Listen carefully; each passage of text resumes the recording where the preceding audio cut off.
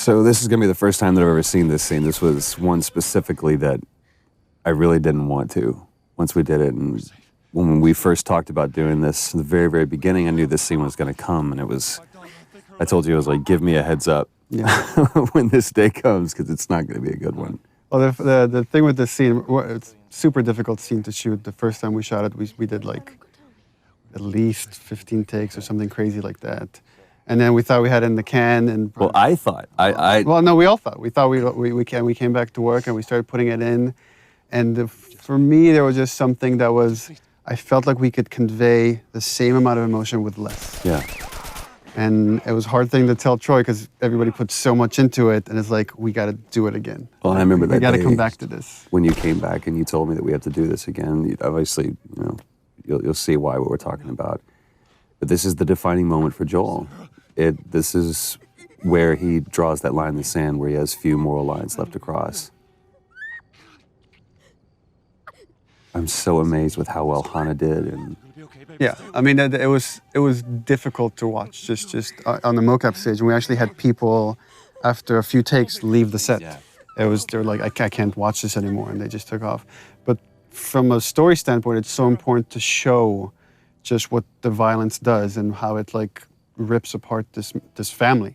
Well, then especially a lot of times in video games, you see blatant violence, but when you personify it and you put it on a face, especially that young face, and you see the devastation that just one life lost can do, and it's just, I mean, this was such a hard day. It was such a hard day for both of us. I mean, it was exhausting for her. It was exhausting for me.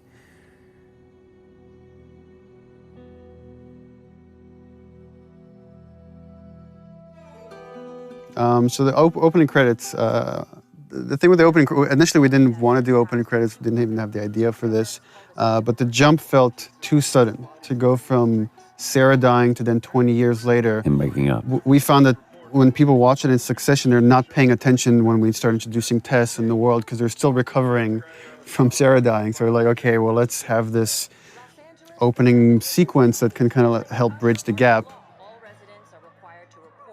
And just had the idea of just seeing this time-lapse video of fungus growing, because so much of the disease and the outbreak is based on this cordyceps fungus that's spread through spores.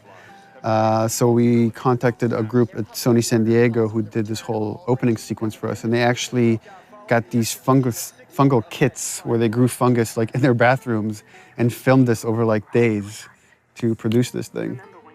So everything you're seeing is actually, it's real, it's not CG, it's all organic. Yeah, except for the spores at the end, which are CG, everything is real. This whole journey is like a dreamlike state, and you constantly see people waking up. And you see this multiple time with Joel, and it's as if he's like remembering the past, he's always having these bad dreams throughout the game. That was always something that we had to keep in mind when we did this scene, because we shot this before we shot Sarah dying scene, so it's kind of like we knew that those were going to be in one way or another kind of butted up against each other.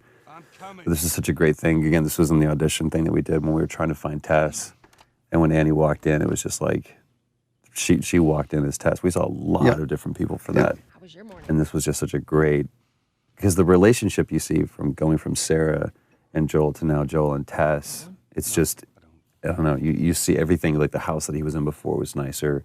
He looked nicer, and it's not just the years have passed, but those years that have passed haven't been This also kind. gets into something interesting for me as a writer, which is you have a certain notion of characters or how you want the structure to be, and then once it's interpreted through actors like Troy, it changes.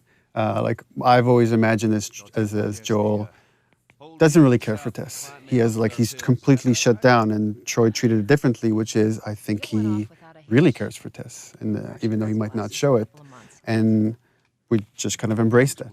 And you kind of see that later when Tess gets infected. That wasn't how the scene was originally envisioned, that Joel has such a reaction, but it became a lot more interesting to own that. Well, and also how much this relationship changed over, I mean, time and different writing iterations and just conversations that we had about this, even, you know, within the last month or so, we've had conversations about this. It's like, what is their relationship? Because we never define it. I think anybody else would have put it on the nose, they're lovers or whatever. There was one note that you gave, it's like, let's, for one specific take, and said, let's just assume that there was a fight last night over what, we don't know. This is that moment afterwards. So it was like this awkward tension between the two of us. But there's no like loving embrace. There's no kiss that Joel and Tess have. It's just such an interesting relationship. And the challenge was to try to, how much can we convey just through nonverbal interaction? Right.